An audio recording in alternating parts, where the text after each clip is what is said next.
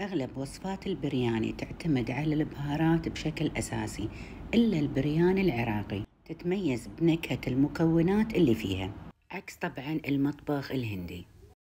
نحمس بصل وسمنة وشعرية لمن يحمر لونهم، طبعا تحريك باستمرار. نضيف له ماي لمن يغطيه، بعدين نخليه 5 دقايق. نضيف له بطاطا وجزر وبازاليا وكشمش والبهارات، نحركهم شوية ونخليه يتسكر 5 دقايق. في جدر ثاني نحرك العيش مع السمنة ونحط عليه البهارات ال7 ونضيف عليه بعدين ماي سلق الدجاج لمن يغطيه ونتركه يستوي. عندي الدياية المفيوحة أو المسلوقة قسمتها نصين، نص فلستها وحطيتها مع الحشو ونص حطيتها بالفرن.